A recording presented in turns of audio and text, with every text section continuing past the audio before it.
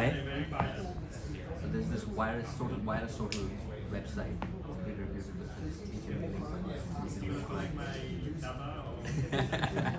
well. The thing is, there's like a couple of things. If you want to win that $600 watch, go for it. If not, that's fine. It's completely your choice. But you do. See? Go for it, man. Thanks, guys.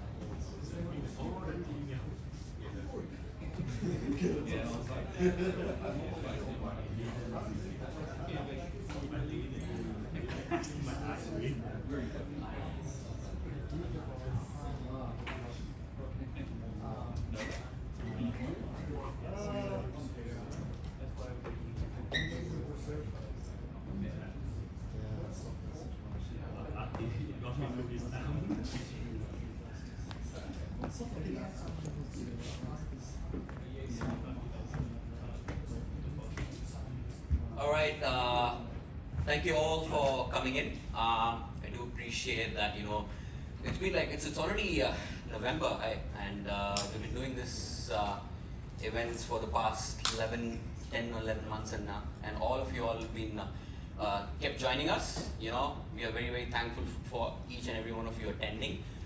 Supposedly last workshop that we did was a huge success as well, so thank you for those of you who attended that, making it a success. Tonight, we have Couchbase and experts from AWS who have come to join, give us a very, very interesting presentation. Let's look at the agenda items quickly. So we're going to have Gautam Revati, he's a technical manager, and he's from Couchbase. And quick shout out to Couchbase for sponsoring this event. We do appreciate that. It'll be followed up by Sumit. Sumit is going to be talking about boosting app performance through hybrid cloud and edge. Well, to be honest with you, that was much quicker to read. That's why I read that. I don't want to read the other one, but I'm kidding. And then we'll be finishing up with, although that's not in the agenda, but we'll be finishing it up with some networking. So we've already got the pizzas and the drinks for you guys. Also, you have the opportunity to win a Garmin watch worth $600. Don't worry, it's okay. Like you'll be seeing a piece of paper on your table. You can scan it anytime you want to. I will keep this draw open until 7:15, until after the presentation finished, and then I will be announcing the winner. Now, last but not least, so on December 14th, we are hosting a reinvent panel where we'll be having a couple of vendors, like 4 or 5 vendors, like we did last year as well. We'll be asking them a bunch of questions, they'll be the ones who will be basically attending the reinvent, so we'll be asking them how their experiences were, what kind of new tech that they introduced at reinvent and all that, and the like, so we'll be doing that. So please feel free to join us if you guys can come in, and if not, just come for the pizzas and beers at least. All right, without further ado, Gautam, I will hand it over to him, and we'll go from there. The podium is yours, man. Cheers.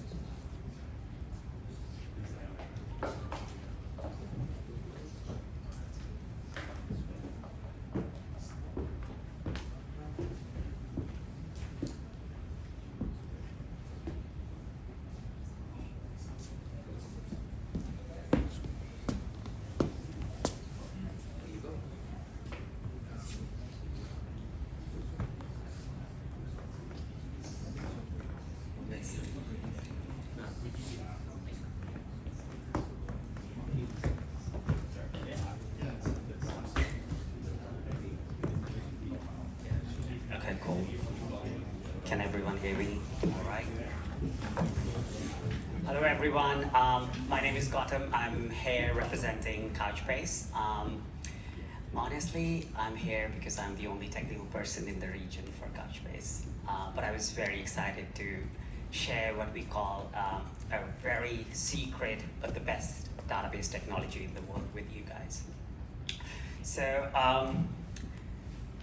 quickly about myself, I have over a decade of experience as consultant, architect, DevOps, MLOps specialist. From last 4 or 5 years, I've been working in product companies predominantly, but before that, I've done a bit of a consulting, architect kind of work.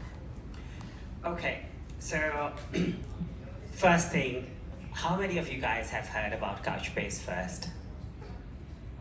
So I got 3 hands, and yeah, one more. Let's count Sumit as well, who's the co-presenter here. And that's one of the reasons, right? So whenever we go to these public events, conferences, anytime we ask people whether they have used Couchbase before or have heard about Couchbase, it's usually 1 or 2 people. 4 is pretty good. And how many of you have actually used it? Just 1. You have used it as well? Okay, cool. All right, so yeah, and you'll see why we call it a best kept secret. So the story I like to tell people is, like today when I woke up in the morning with an alarm on a phone that has a logo of a fruit. I can't name it because it's not a referenceable customer, but I hope you get it. And as soon as I look at my phone, it automatically unlocks, everything works seamlessly. If you're like me, LinkedIn is my only social media that I use, and it's got everything now, right? It's got professional stuff, it's got funny stuff, etc., etc. And yesterday night, I ordered pizza for dinner from Domino's. And today, when I was coming to the city, I just used my Apple Pay to tap on the Sydney trains station. Now, what makes Couchbase powerful is like all the touch points that I mentioned, right? Right from your phone unlocking itself to LinkedIn using Couchbase as a single source of truth. And then when I'm tapping my phone to make a payment, what happens is it's highly likely. So FICO is our customer, and world's 65% of transactions go through FICO systems to detect whether the transaction is fraudulent or not. And that is powered by Couchbase. So this is the power of technology where you're using it on a daily basis without even realizing that you're touched by that technology. Alrighty, so what is Couchbase? How many of you guys are familiar with MongoDB? Okay, so almost everyone, and Redis. Cool. So Couchbase started as so there were 2 open source projects, basically. Couch One, which was a distributed database like MongoDB. And parallelly, there was another project called Membase. Think of it as Redis. So these 2 projects, they got married, they had a baby, and that baby is Couchbase.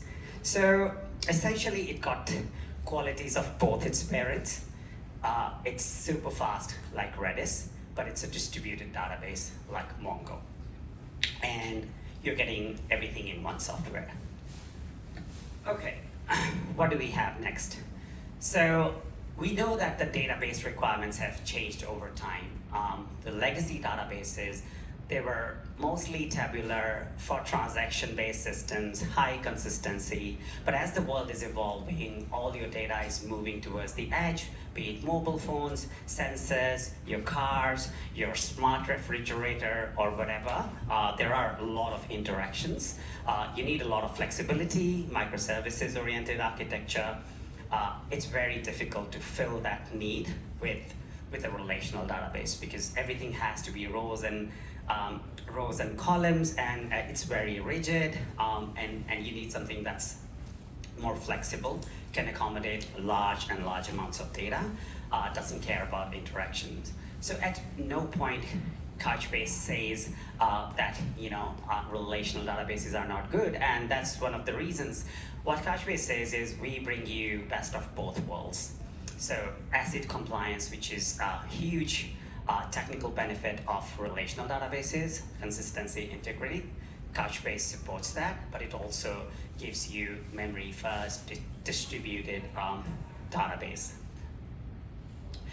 Okay, I wouldn't go through this definition and bore you guys, but like headquarters is in North America. We have 5 people in Australia. I'm one of them. Okay, so how Couchbase is different when it comes to distributed databases. Or like those of you who are familiar with Mongo, it might make more sense, which is like maybe 90% of you. What happens with Couchbase is the data that gets into Couchbase is automatically sharded or automatically divided into 1024 buckets, which essentially means you don't have to write your own custom sharding logic. And essentially what that provides you is all the nodes in your cluster, in your distributed cluster, are equally used. So your RAM, your CPU, because your data is equally distributed, your resources are efficiently used. And it also takes away the overhead of writing your own sharding logic, which could work for some use cases and might not work for others.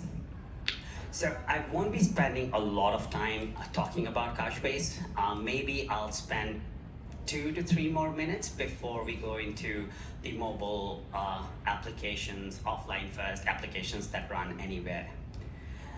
Okay, so I've already told this thing. So it's a memory first architecture, which is coming from Membase. Every data comes through, all the interactions with database actually comes through memory. And there's active copies maintained in memory, and then we create replicas into the node and also on the disk. And you can define these configurations. How would you like, or how do you want your persistence versus how do you want your performance? And all the data that comes, so all the delta changes of the data, they are sent to our multimodal services through what we call data change protocol. Now, on the right-hand side, you can see there is a list of services. So Couchbase is a multimodal database, which essentially means along with the database, it provides other services like full text search, eventing, real-time analytics, cross data center replication, etc., etc. So essentially, this gives you a one platform to build a digital application. And so intra-cluster replication happens automatically. Any data that you upload in this distributed cluster will be equally distributed to all the nodes within that cluster, but then you can configure and set up a cross data center replication, and you can create filters to do that. Okay, so this is one slide that covers the multimodal aspect of Couchbase. So basically, you're getting integrated cache, key value access, JSON documents, it's a JSON store, relational capabilities. So again, a key differentiator for those who are familiar with Mongo databases. In Mongo, you'll write Mongo query language to query the data, which is a domain-specific language. Whereas in Couchbase, even though your documents are stored as JSON documents, you can write SQL queries to query that data. And there's inbuilt text search, eventing, and the topic of interest for today, mobile databases. These are the key differentiators. So you don't have to worry about scaling or performance of your application because everything is going through and coming from memory. So it's a highly available but highly performant architecture, and you can choose your memory configurations to make sure you have proper resident ratio for your application to scale. Other than this, there's one more important aspect, which is workload isolation. So when I was talking about these multimodal services, in Couchbase, you can assign resources as you please to all these services. Let's say you have a full text search heavy workload. You don't have to scale your whole cluster. You can add more nodes just for that particular service. And you can basically isolate all your services and dedicate resources to your services accordingly. cloud agnostic, but today we'll be focusing on AWS. Otherwise, you can install Couchbase pretty much anywhere, right from your mobile devices to your data centers and AWS Cloud, of course. Okay, so now let's come to the topic of edge computing, and my co-presenter Sumit will be covering a lot more about edge computing than I will, but generally speaking, it's a distributed computing paradigm which basically helps bringing computation closer to the sources of data. Okay, so edge device could be something like a tablet, and your edge data center could be, a factory, a warehouse, even a cruise ship. And when I talk about some of the use cases of Couchbase, we'll talk about Carnival Cruises. How do they use offline first capability of Couchbase to provide high value to their customer? Okay, so the standard cloud computing architecture, I think we all are pretty familiar with it. So gone are the days of data centers. Are they? No, they're still here. But generally speaking, even if it's a data center, you're connected over a network. Whereas when it comes to cloud computing architecture, you have your data center somewhere on AWS, of course, because majority of them have. And then your client or your devices can connect to your data center or your cloud through internet. Now, do you think there's any problem with this approach? As long as the internet is working fine, you're good. But what happens if the internet is not good? The whole customer experience changes. If your application, or if a website, or I don't know, your retail application, or wherever you work, right? If you guys have a web application or a mobile application, how do you feel if it just keeps loading? It's almost like, when you're going to an office, tapping your access card and you can't get into the building. So that's not a great customer experience, right? So if internet goes down, your business goes down, and that's not a good thing. Now comes the edge computing architecture, and what we are doing here is we have created a few more layers. So between your data center or cloud and your devices, there's an additional layer which is called like edge data centers. Think of them as gateways. It could be closer to the location where the actual business is. So if I have to give you an example of our mining customers, so miners, they're working underground. There's no internet connection. They have to collaborate on a project. How are they going to do it? You can't bring your data centers to like outbacks in the Perth, right? So you have to, but like it's quite possible that you bring this one server, which is AWS Outposts or kind of gateway, and your application can interact with your edge servers. And looks like this solves one problem. And what happens is, even when internet is down, your applications can still interact with your edge data centers. And that's pretty reliable. But what happens when your edge data centers stops responding? When you're building your application, do you think of that architecture? How are you going to make your architecture more robust, more reliable? Any ideas? Okay, so with Couchbase, what we offer is what we call peer-to-peer sync. And what that means is when you're using Couchbase, even if your middle layer, middle gateway, edge data center isn't available, your Couchbase powered devices can interact with each other through IP-to-IP sync. And when we'll talk about use cases, if we get time, we'll talk about Emirates. So pre-flight checks are very important for any airline, and it has to be very reliable. And one person cannot do those pre-flight checks. There's a group of crew and ground staff that's doing the flight checks, and their app or tablets are basically powered by Couchbase. So it is not impacted by the poor connection, because with this peer-to-peer sync technology, the data in the app is always updated. You mean as one person checks something off, the other person in the team, Mhm. so I don't have to check it off, I'll do something else. So, if I group this, like 6 of us here, mhm. have this app in front of us, and we need to check off 120 things hypothetically. As I check something off, it updates to the other 5 people in our team, so that I don't have to do that, I can do something else. Is that what you're suggesting? Yeah, that's correct. Okay, good. I thought you're coming to ask me, what happens when multiple people are doing it at the same time? Like, how do we resolve conflicts? I would have liked to answer that question later in the session, but because the question has come up, I think it's very important.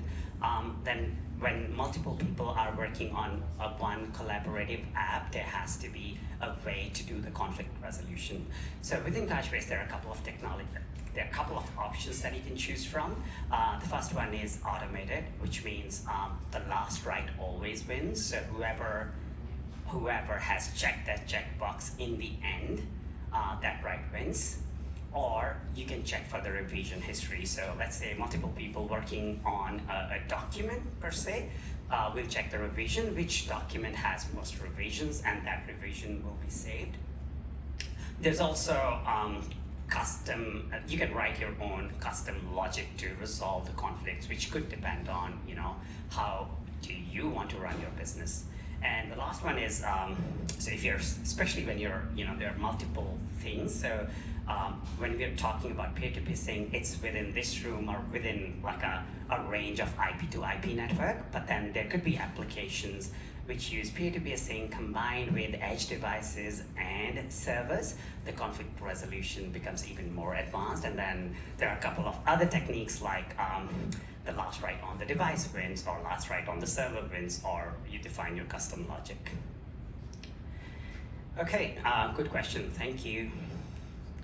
All right, so the story here is when you're using Couchbase, you don't have to worry whether internet is down, whether edge data centers are not able to connect to your edge devices, and why.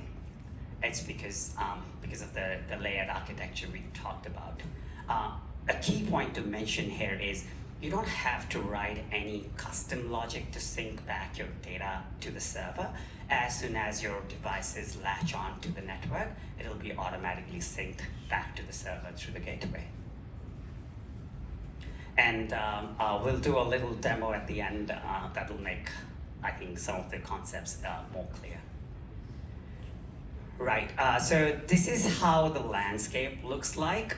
So Couchbase Lite is a mobile database offering. So wherever you have your mobile app, could be like, on tablets, on other devices, that's where the Couchbase Lite database will reside. It's a very light footprint database, up to like 5 MBs in size, but the data depends on the size of your documents. Like many databases or many document databases, there's a limit on the size of the document, but very happy to say like Couchbase has the largest document size that we support, which is 20 MBs.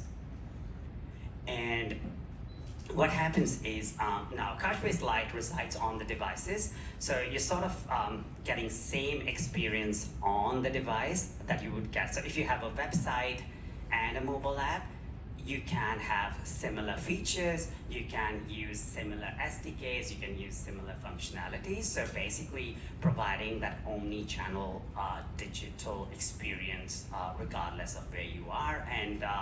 And that's what one of our high-profile customer, Louis Vuitton, does.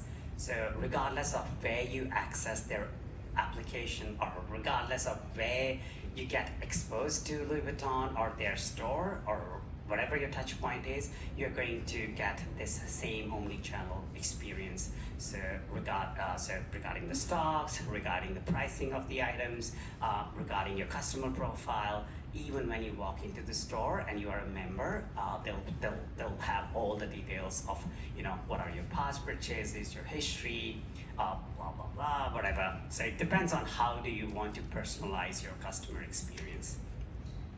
Now, the blue color box here is the sync gateway or the middle layer.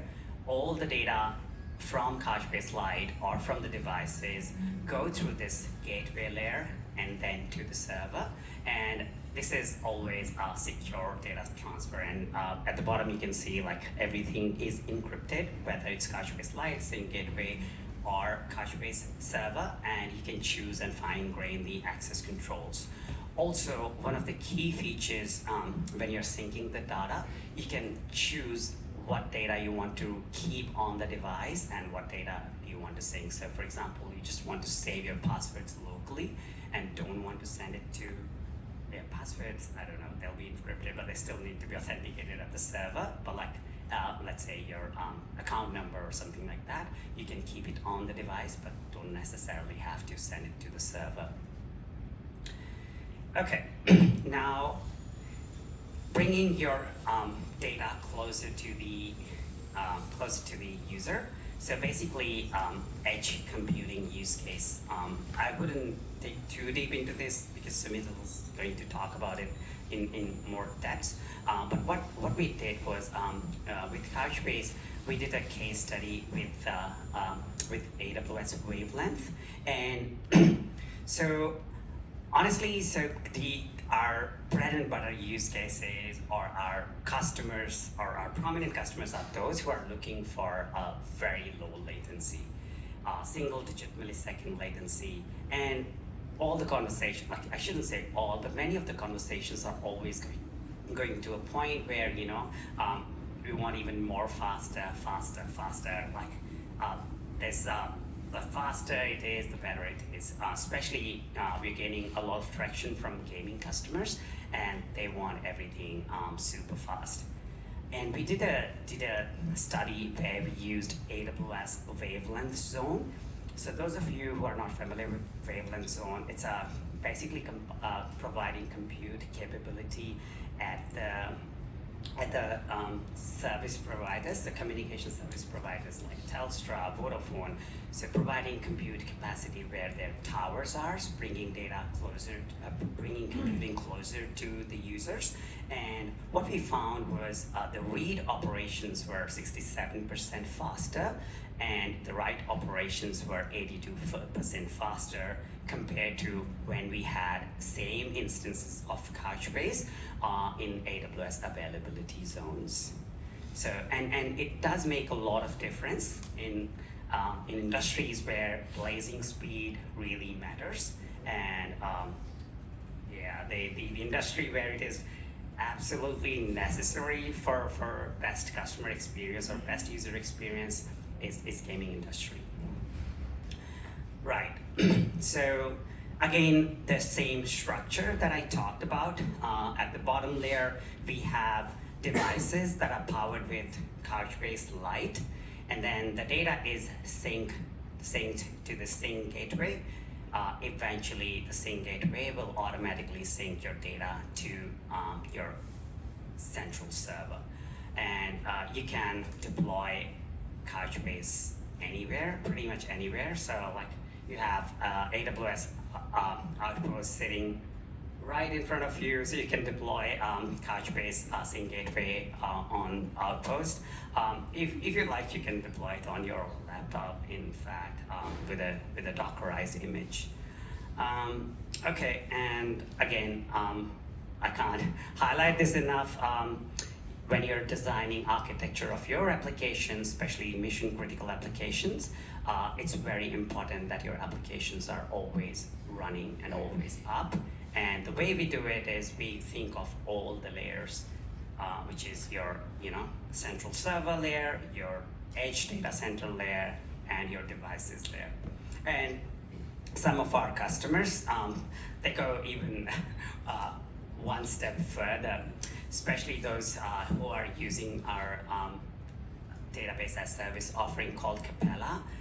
What I've seen them doing is like they have central server on our database as a server offering, then they have these edge devices somewhere else, and then they have on-prem edge devices in, like if it's a mining company, it's highly likely they have hosted an on-prem device somewhere in their headquarters near these mines or edge device, or manufacturing industries, basically installing these in their factories.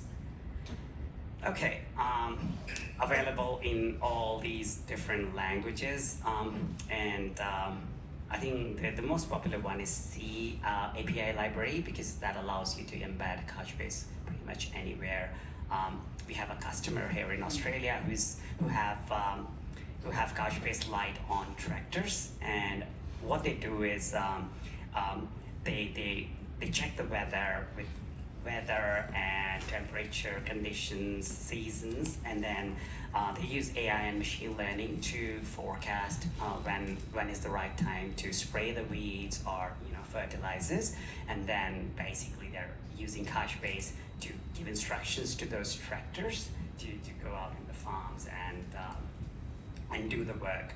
And imagine these farms are in the outbacks, mostly somewhere near Queensland, and they don't have 100% connectivity all the time.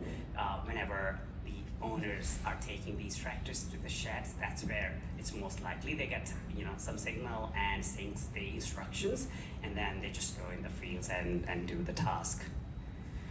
Okay, now I'll do the demo, but it's going to be a little bit clunky because I cannot use the public Wi-Fi or the guest Wi-Fi as I want to share my phone on the screen as well. So give me 1 second to set it up.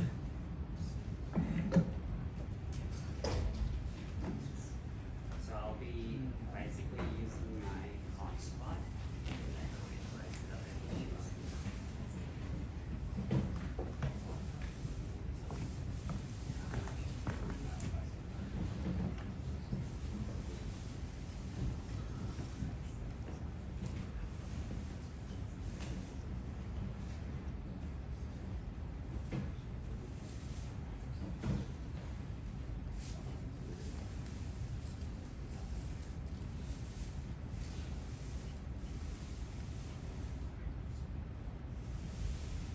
If you're like me and you like to use this app called Reflector to share your phone on the screen, make sure you don't use public Wi-Fi.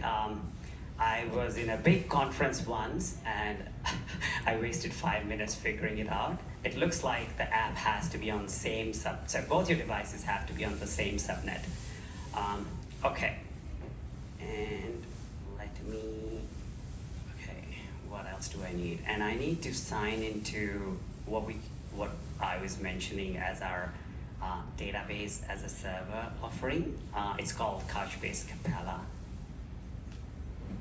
Okay, so usually when I do this demo, I work from home full time, and the way a demo really works well is I'll get one of my colleagues from some other part of the world to share their phone as well, and then we try to sync the data. So I'll show you all the capabilities that we discussed about. So first of all, okay, let's go to the simpler version first.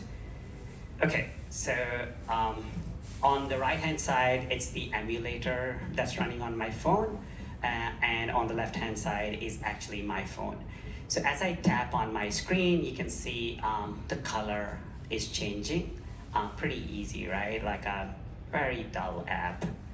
Okay, so what I'll do now is I'll go to my database, and it's a relatively simple app which is displaying color based on the value that's there in the document.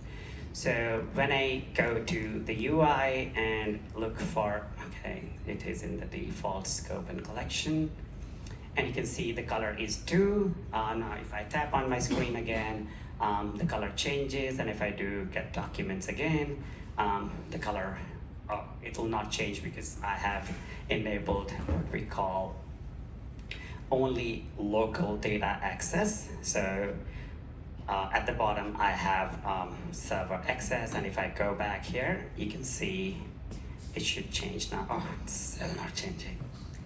That means let me just change it here, get documents, maybe it's still not changing. Very annoying. Okay, we'll come back to it. It might take some time to sync, but let's do the first part, which is showing the peer-to-peer sync first. Okay, so I have, I'll show you, I have already disabled the server settings, which are at the bottom. I have enabled my local network, and basically, what just happened? Did I disable my local? Okay, let me. I will bring up a new emulator. Sometimes it works funny because this is just a demo app. So what I'll do is I'll just go to the app, bring a new emulator, and we'll take it from there. So, yep, we do want to allow the local network. And if I tap on my bubble, it changes the color. If I tap on emulator, that changes the color on my screen. Now, what I'll do is I am going to disable the local network, and I have disabled the endpoint, which is the gateway endpoint. And I go back to the app, and I change on the app, but only the color on my phone is changing. And on the right-hand side, where I have emulator, that remains the same. But what happens if I go back to my phone and enable the local network? It automatically changes the color on the right-hand side of the emulator. So what we are showing here conceptually is peer-to-peer sync can be done very easily as soon as my network, as soon as I allowed local network on my app, which is Bluetooth, the color on the emulator changes. So all this data synchronization or data sync is happening through peer-to-peer sync. Okay, now let's come to another one. So we have these two apps, which is the counter app, and what we'll see here is something that we have already discussed a little bit. So before I do that, okay, let's just see. If I change the counter on my phone, that changes the counter on the emulator, so basically syncing the data. And now what I'm going to do is I am going to disable the local network again, and then I'll increment the counter by 5 on my phone, and I'm going to decrement it by 2 on the emulator. And now what I want to do is I will latch on to the network again. Can you guys guess what will be the counter now? 18? 23, because as I said, with custom logic, I can basically, so this is called PNN counter, which is basically the number of devices you have. We'll keep track of all the tabs or all the counters on all the devices, and this logic automatically summarizes how many increments were there and how many decrements were there, and eventually like the increments minus decrements value will be the custom value, like, which is highly likely in a business logic if you're working on, like, although it looks very simple, increasing counters and decreasing counters, but the whole idea here is about the conflict resolution, that how easy it is to implement a conflict resolution or a custom conflict resolution on devices. And it can be any number of devices. This logic will apply to all the devices. The counter will be maintained for all the devices. Okay, now we come to the last part, which is synchronizing back to the server. So what I'll do now is I'll disable my local network, and I'm not entirely sure if it will work or not, but let's give it a try. So what I'm going to do here is I'm coming back to that little color app I had, and I have disabled the local network, And when I change the color on the screen, it's not changing on the emulator. But what I'm doing here is now I'll enable the endpoint, which is my gateway. I'm not 100% sure if I'm using the same gateway or not, but I'll go back here and see. Okay, yeah, the color is 0. I changed the color to, blue was 0, I changed it to green. I'll do get documents, and the color is now 1, which is, it is basically syncing that data back to the server.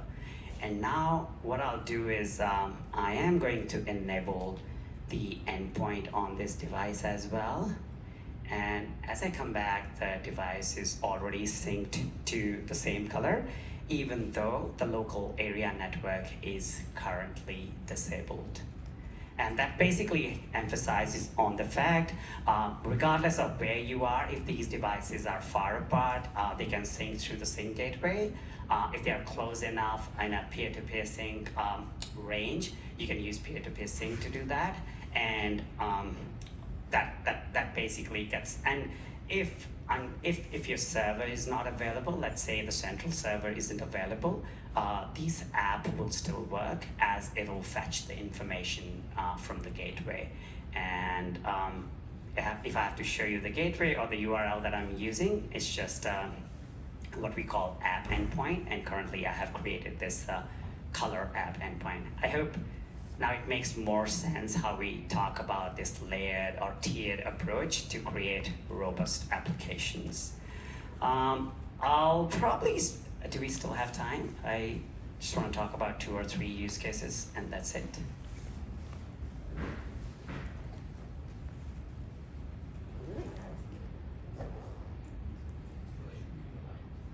Sorry? Okay, cool. All right, so we already talked about the Emirates one, so I wouldn't talk about Emirates again. Let's talk about a more interesting one, and it is a use case with Barcelona Regatta. It's a sailing, boat sailing competition that's held in Trieste every year, a very popular sailing competition. And so what was the ask here? So what happens is there are like thousands and thousands of boats during the competition, and hazards happen. So like if I go with this PowerPoint slide, there are 7,000 boats, and a lot of times the boats will topple over, people get very competitive, and the coastal guards, what they have to do is they have to go for the rescue. So prior to using Couchbase, it would take them hours to rescue the people from the boat. And why is that? Because someone will raise a distress signal. Once the distress signal is raised, then these coastal guards, they have to figure out, where this person is, because it will not be an actual location. But what they did with Couchbase is, because Couchbase can be embedded in the devices, and it also supports geolocation data. Whenever the distress signal is raised through the app, it sends the complete information to these coastal guards, and then they reduce their rescue efforts from hours to minutes, which is amazing. And the last one I'll talk about today, if any of you have been on the Carnival cruises, as you're onboarding the cruise to provide you customized experience, what they do is they give you either a bracelet or a medal or a medallion to wear, and that device is basically powered by Couchbase, or it has this Couchbase Lite installed on it. And what they do is they basically track your information where you are on the ship. So once the ship has sailed out of the shores, there's no internet connectivity. They have Edge gateway on the ship itself, but then they track the location of their customers. And let's say you're closer to a spa, what they do is they send you highly personalized spa offer if the spa is free, and customers are highly satisfied because of those deals, because it's highly personalized. Like, people wonder, how do they know I'm near a spa? It's because, you are being tracked. And the list goes on, and they actually do a lot of stuff with this. And as soon as these ships come near the harbor or the docks, this information, all the data is automatically synced to the AWS server. So this is, again, one customer where we are closely working with AWS. Alrighty, I think I'll stop here, but if you have any questions, I'll go back to the first slide or my intro slide. Feel free to connect to me on LinkedIn. We are relatively new in the region and very happy to interact with you guys, and if you're interested to know more about Couchbase or technology in general. Thank you very much.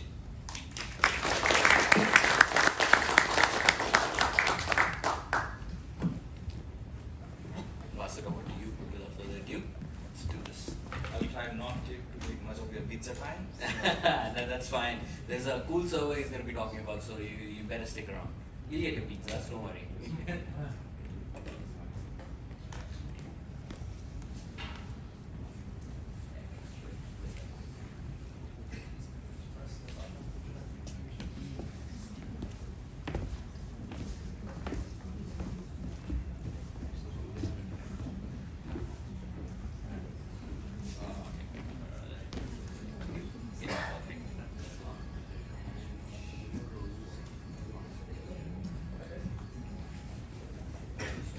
All right, thank you so much. My name is Sumit Minaria. I am a hybrid specialist solutions architect here at AWS. Hybrid doesn't mean that I work from home most of the time. Hybrid is basically I help customers adopt cloud where they need it, which could be in form of various services we provide. And the reason for that is basically how modern applications are evolving. And when you talk about modern applications, they could be that they need to be accessible from anywhere with high quality content, or they could be that you need those gamers to be able to access ultra low latency experience from wherever they are. In turn, they could also need that if you are in a stadium and I want an instant replay, or maybe a campus or a factory where I want a private 5G network connected. In turn, you could also need where you're in a remote area and there is a disaster situation and you want life-saving services. Those applications spin up on demand when you need it. So those are the requirements of modern applications. We've also seen modern applications needing, as transactions increase to billions of dollars for millions of customers across the world, you need those modern applications to be ultra low latency in that specific region, governed by those rules of that region or country as well. Modern applications also take us or help us enable data from the key insights of deep space as well. And on the more earthly pursuit, it helps us make a life better through sea, water, air, etc. Now, what's really common between these modern applications requirements is basically they need low latency access. They do need local data processing. I'm getting data from my end devices, etc. like that. I want to be able to process it quickly. Or they need to be able to operate in a place which need to be governed by the rules of that data center, the corporate office, or the building, or the council, or a state, or a country. We've seen all those cases that we cannot really go outside this particular governing body as such. Or lastly, it could be that those applications were actually huge legacy monolithic applications and they're in a process of migration and modernization to be in form of, let's say, containerization, or maybe getting newer features added as well. So customers asked us that, okay, we have these requirements, and when you talk about AWS region, yes, AWS region supports 600 plus instances, 200 plus features, services, etc. like that, but our applications cannot really move in this case to those regions. How do you support for us? And that's where we really talk about that, how do we extend AWS cloud to the applications which really need local data processing, low latency, or need to be governed by specific data residency or data sovereignty requirements. And that's where it really comes about AWS wherever they need it, starting with the regions where most of the applications are supported. You can move a standard application, be it SaaS applications, AI, ML workload, web applications, or any kind of things which you are used to as well. Then we have requirements where customers say that I want to operate in a specific metro location. Let's talk about Australia and New Zealand, for example, Perth or Auckland. So those locations have AWS Local Zones where you can AWS managed infrastructure is available, and you can have low latency access in those metro locations as well. Otherwise, we are also talking about wavelength. When you mentioned about Gautam, that wavelength basically operates closer to 5G operator, and which what basically enables is, imagine most of the applications, most of the user, in fact, of the applications are using 5G devices. How do I get my real-time insight? When I mentioned about instant replays, all of those people are basically accessing that application on that 5G device. Having it closer to the 5G telco network as such really enables that low latency access rather than going to the region. And I'm talking about it maybe just a 5 millisecond difference as well, but in a scenario where we're talking about AR kind of workloads or immersive experience, 5 millisecond does matter. Then we talk about AWS Outposts or EKS Anywhere and those kind of services, which really takes AWS to the data centers of the customers. It could be a data centers, it could be a retail location, etc. like that, but the facility managed by the customer themselves, because maybe there is a data residency requirement, or maybe because they need even lower latency than what a local zone can be providing, or maybe local zone is not available in those locations. Let's again consider example of Australia and New Zealand. For example, Brisbane. If there is no local zone at the moment over there, then an outpost would make much more better option for the customer to be deployed cloud closer to their locations. Then we talk about those disconnected modes when we talked about Carnival, etc., or maybe mining sites which are totally disconnected from the rest of the world because of internet connectivity, or those can be ruggedized environment, could be a war zone or disaster area, etc. like that. That's where ruggedized devices like Snow Family really help. And lastly, AWS IoTs. It could be anywhere as such. It must be here as well somewhere.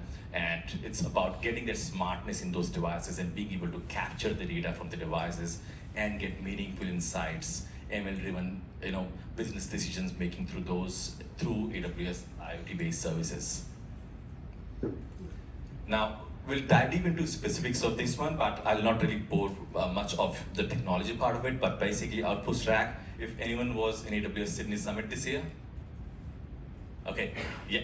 So if you came across, then there was a hybrid booth, AWS Anywhere kind of booth. I was there. So this is basically one of the Outpost Rack is you customers can deploy that in their own data centers. It's a fully managed service. So AWS is not into hardware selling business. We are providing a service which will be for 1, 3, 5 year terms, renewable, etc. like that. Customer can decide, I want this much compute capacity, that much storage capacity. AWS will build the rack for the customer and install it, take it back as well at the end of the term as well. During the time, customer can keep the data within the rack itself, meeting all their data residency requirement or maybe a low latency requirement as well.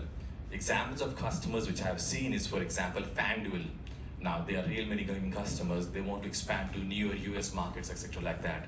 Now in terms of real money gaming customers, there are various regulations in place. So you have to deploy that workload in the same state as where they want to operate the business in basically. So Outpost Rack would make much more sense if AWS local zone or region is not in that location. Closer to home, we are talking about Vector New Zealand, for example. They are 40% or largest provider of electricity in New Zealand. They are operating their SCADA platform out of Outpost Racks because they want to keep it local within New Zealand as well as connect to low latency through the field devices which they are operating through. In terms of services, of course, you're going to see that region, when I mentioned all those services, instance types, etc. are available. We cannot really replace a region which is made of hundreds of thousands of racks, etc. with a single rack. So of course, there are going to be a specific set of services. These are the most common set of services which are available on Outpost racks, and based on the compute, storage, configuration of the rack, you can deploy them, make it, use it. So the important logic about a thing to keep in mind with the Outpost family is plan the capacity in advance before order an Outpost rack to be installed in your location. Now, I'm guessing most of you are, or some of you are at least familiar with AWS networking architecture, etc. like that. So what really happens is you have, in regions, we have availability zones. You create your subnets and availability zone. In those subnets, you can deploy compute resources, etc. With Outpost, it basically is an extension of an availability zone. So you're going to see the same console, same CLI, same command line or infrastructure as a code. You can create a subnet with an outpost as a target. Once you create a subnet in outpost as a target, you just launch an EC2 instance in that. You are going to see that instance launched in the same console as you would see something in the region as well, because that's the whole idea about AWS hybrid services, is a single pane of glass of visibility of how you are really operating. Build it once, deploy it anywhere they would like to do.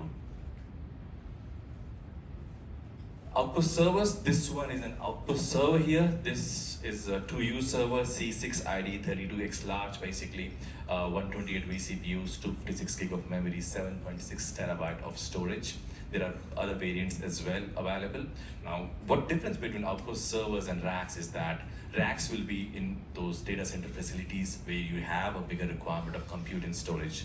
Server will be mostly requirements where you have local data processing and data collection, be it those restaurants, be it your medical practices, be it schools, colleges, etc. like that, where you want to be able to operate POS system, etc. Collect the data, ultimately send it to the region, or maybe get the local processing in place as well, just in case you get disconnected from the region as well. So that's what the Outpost server is about.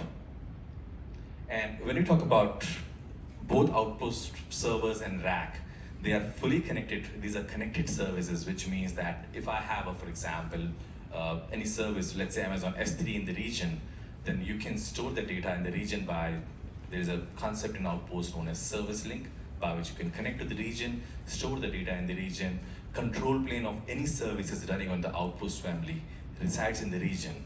So for example, if I run a command AWS EC2 run instances, it first talks to the EC2 control plane in the region. The region says, okay, the subnet specified for this command is on the Outpost. So in turn, the region talks to the Outpost and provision an EC2 instance on that Outpost. So this is basically an example of connected services. Now, which doesn't really mean that it cannot operate in disconnection. That's if you're making changes to that. If you disconnect it, you can, for a certain period of time, operate in disconnected mode as well, with all these Outpost rack and servers having a local connectivity. For example, in case of Outpost server, you're going to see a concept of LNI, which is local network interface, which is a layer 2 connectivity between your Outpost server and the on-prem. So it gets an IP address from the on-prem, acting as one of the on-prem devices itself and enabling that local communication itself. Connection to the region, again, you need an internet connectivity for the control plane. This Outpost family is a managed service, so AWS needs to have visibility into what really is going on with the physical hardware. AWS is going to manage this infrastructure physically, which means all the patch updates, any power issues, anything like that. If there is a hardware failure, AWS is going to replace that as well. So for that, we need visibility into what's really happening on those Outpost devices. Talking about local zone, Gautam mentioned about why latency is important. Low latency is important, and especially, for example, let's talk about Perth, where if you have a user in Perth and workload deploying in Sydney region, now, in general, humans can tolerate up to 150 millisecond of latency as well. That's not really a challenge, but there are applications which need that ultra low latency too, specifically maybe exchange kind of workload, mining devices, generating a lot of data and being able to, get meaningful analysis out of it, or maybe payment platforms, etc. like that. So for that, you need single digit millisecond latency too. So that's where Perth local zone or Auckland local zone or any other local zone, depending upon where your clients are, that helps you achieve that single digit millisecond latency. In ANZ, we have local zones in Perth and Auckland. Brisbane has been announced. Otherwise, we have regions in Sydney. So these are the basically deployment options for AWS managed facility, where you do not have to use Outpost racks or devices, which I'm going to talk about. I don't have a local zone with me because it's, of course, a managed facility and it's very big as well. But what I have is a demo which we're running in Perth, Aussie Outback, of course, and we have latency with the Perth local zone from that demo site as 3 milliseconds running in over the internet itself. So that's the kind of latency, and this 3D high fidelity 3D simulation was being streamed not using an Xbox or PS5, but from an EC2 instance with GPU capabilities from the local zone itself. Services again, these are the services which are available. Anything which runs on top of, for example, EC2, if we talk about, let's say, IoT, green grass, etc., like that, those can again deploy on local zones too. Architecture-wise, what you're going to see is a local zone is an extension of the region. So a Perth local zone and Auckland local zones are extension of AWS Sydney region. When you create subnets in local zones, you can deploy resources in that. All the APIs, consoles, API access, console access, it's similar to what you see in the region as well. The constructs like route table, security group, everything is basically acting in the same way.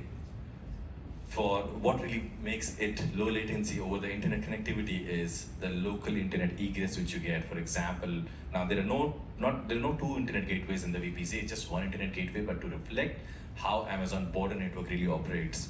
So if there is a public IP of an EC2 instance in Perth, then that will be advertised or more preferred via the Amazon peering in Perth as compared to the Sydney region in this case. So that provides a local low latency internet egress and ingress. Similarly, direct connect, which is a fiber connectivity from your colocation or on-premises towards AWS direct connect colocation. What it really operates is you can, based on the target subnet, if the target subnet is in Perth, it's going to be routed locally towards Perth. If the target location is in Sydney, it's going to be routed through the AWS backbone towards Sydney region itself. I just had a customer quote yesterday. They said they were downloading some files from their data center in Sydney. They were medical files. It used to take them about 12 minutes as such to download those. What they did is they deployed a proxy server here in Perth and routed the traffic towards this proxy server, and now it takes them about 1 minute as such. Now, of course, it means that there were some issues with the applications as well because it was doing all those TCP three-way handshakes again and again. That's why the 70 millisecond round trip time was incrementing all those kind of things. But again, combined with one single handshake over here and a long the keep alive speak ring between the on-prem in Sydney and Perth local zone, that enabled them that faster download of those files which they are used to do it every day. If you talk about high availability, there are a few patterns we could talk about. For example, deploy in local zones wherever it is available, because you don't have to manage the capacity in your on-premises itself. On-demand pay-as-you-go model, etc. like that. If you would like to plan for a failure of a local zone, in this case, for the most critical application, maybe an outpost in your co-location facility. When I say most critical, because we have to plan for the capacity for that in advance. So most critical applications can be in the outpost, and failover for other applications can be in the region, which may have a degraded performance if at all latency is critical for your applications to survive. Now, we talked about connected services. What about remote locations? And that's where Snow Family really comes in picture. And I would like to show you this AWS Snow Cone. Where have we seen this today? In one of the photos where we saw the space photos, we talked deep space. So this is the device which went to the space as well. So you can get the local data, process it here. For example, this one has 2 CPUs, 4 gig of memory, and you can spin up. And now it could be a local laptop as well. Why use a snow cone in this case, right? That's a so common question. Now it comes back to the same logic of build once and deploy anywhere. So basically, you provision an army or Amazon Machine Image, load it locally, or at the time of job, you deploy that, send it to your field people. When I was in the Western Australia mining conference, I met some folks who are doing the geospatial scanning using LiDAR scanners. So their folks go to those locations, load it on the snow cone device. So while on the way back, in the trip in the car towards to Perth, they are able to process those images. From there, they can transfer the data to Sydney region to be making available through their public website. So basically, and there are many field agents in this case, so all those get that updated code, whatever they're doing as well, through the updated image again, the same logic, build once, deploy anywhere kind of logic basically. Snowball Edge Compute is a slightly bigger device which has GPU capabilities as well.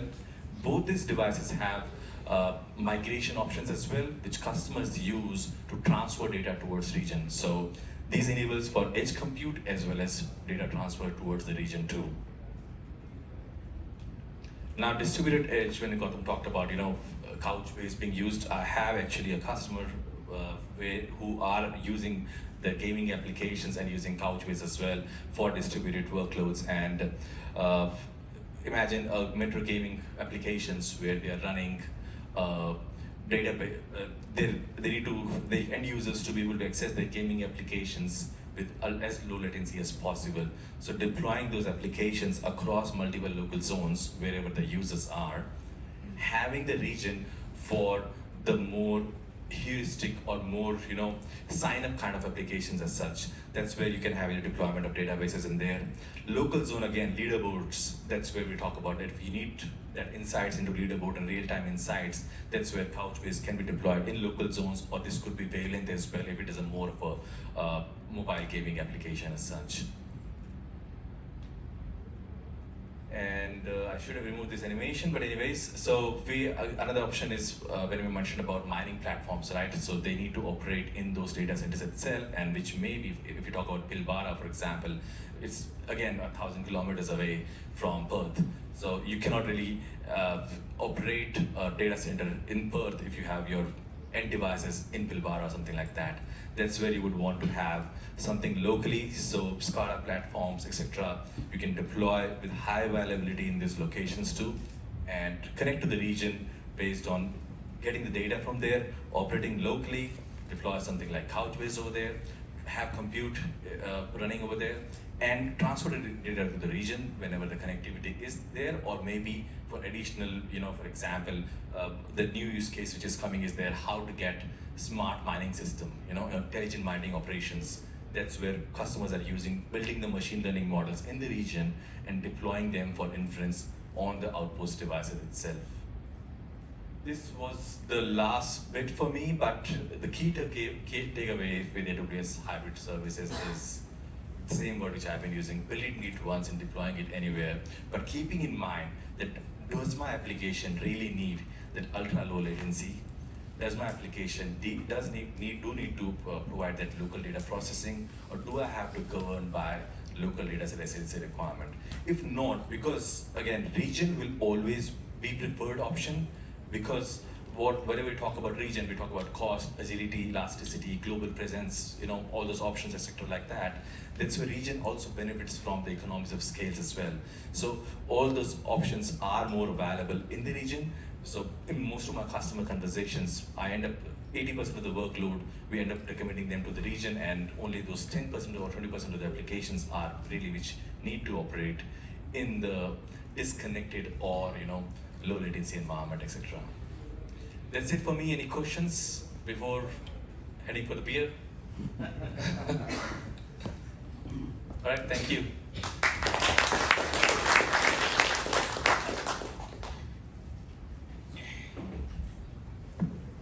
I won't take much of the time, but Sumit and Gautam, thank you so much for your presentations. I do hope that it was a very valuable experience or some learning curve for you guys. Without further ado, I will. I do know that I have to announce the winner for the giveaway. So for the next 5 minutes, what I do is I just put up the barcode on the screen, on the big screen, and it'll be on the projector out there as well, whilst you guys can have pizzas and all. And at 7:30, I will be announcing the winners. Again, thank you so much, and do remember, we are hosting a reInvent recap panel next month on December 14th. Do come up, it's going to be very, very interesting. And yeah, thank you so much. See you next month, I guess. Cheers. And yeah, last but not least, I'm so sorry. I've got some merch you guys can play around with, so please come up, grab some tote bags, go green. I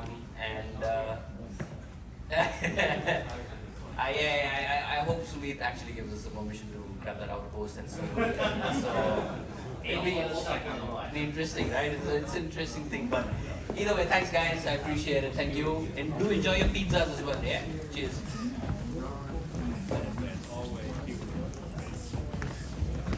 Yeah, don't take the Garmin watch though. You said it was good. You've got medium, large, extra, and medium goes very fast, so the lucky one will be, I'm sure it is.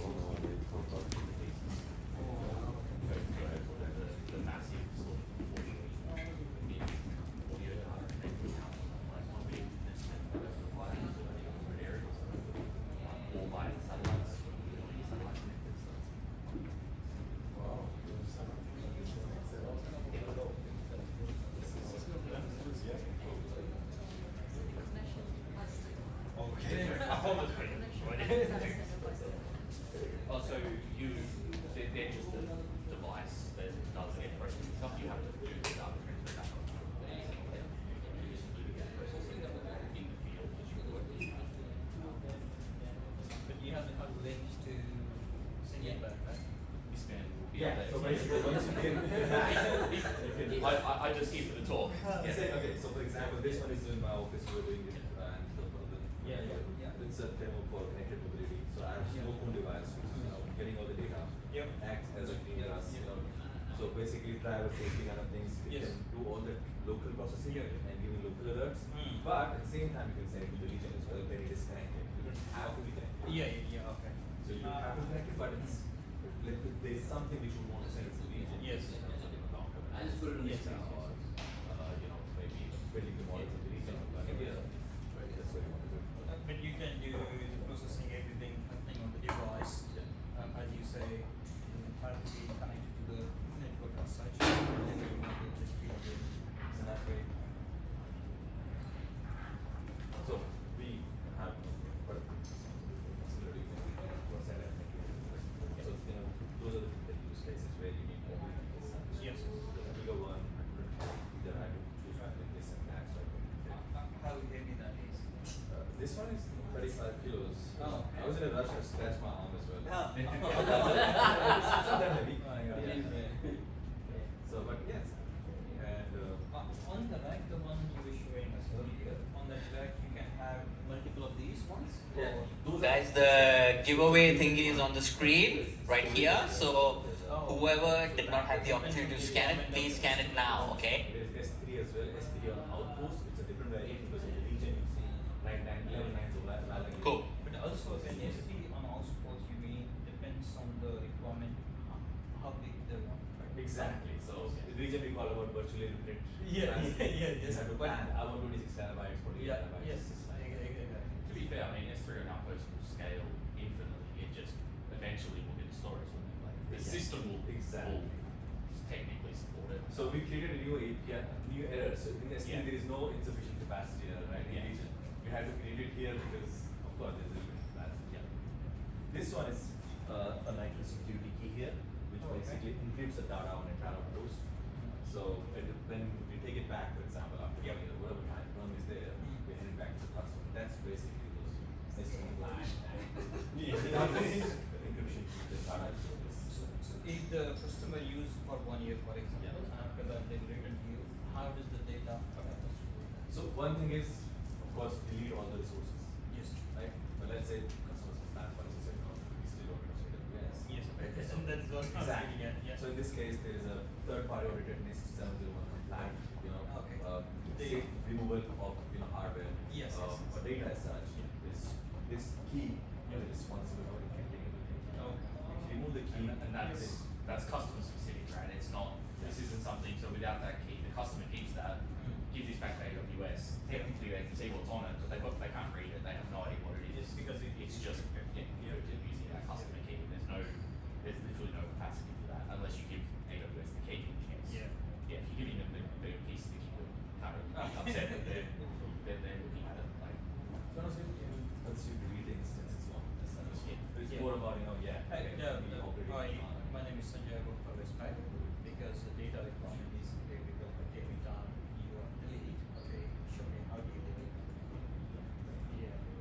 I mean, most people that have any SOC 2 or 27001 compliance will have some deletion policy around that sort of stuff. AWS 27001 certified, they've got that policy attached to it. Before we go into deployment of we're using the Iceland cluster to store the data, and they ask, okay, if I delete data, how does it delete? Explain to me where the data is coming from. Then we say. So, Well, there's a different argument to be had around what is completely gone when you're talking about distributed systems, but yeah, different class people, they want to check everything. Good. Well, alright, it's time for food.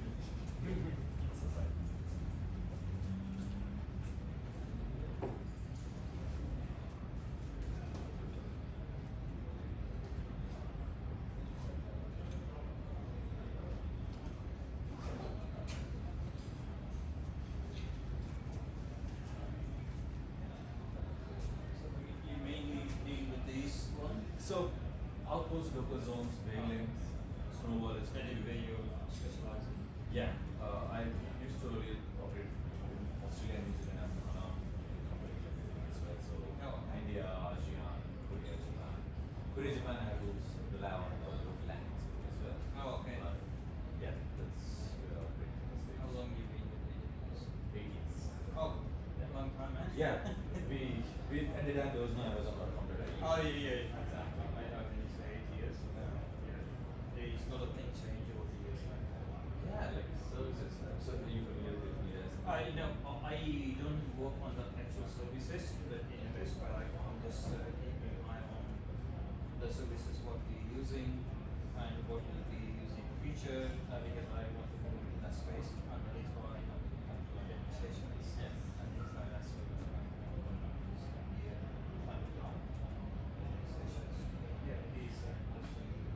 you might come across different requirements from different customers, and search what they use, and the interesting one they want to mention practice, how they use that. Yes, the thing is honestly, it's as long as we think from application first Yeah. for business, then application, Yes. then infrastructure. Because what really happens is developers, not now, but there were times when developers used to start, okay, I want to use MongoDB or Yes. no, Yeah. think about what exactly business needs, Yeah, yeah. then application needs. Everything then- starts with the business requirement, what are they trying to achieve, and then the rest is all technology can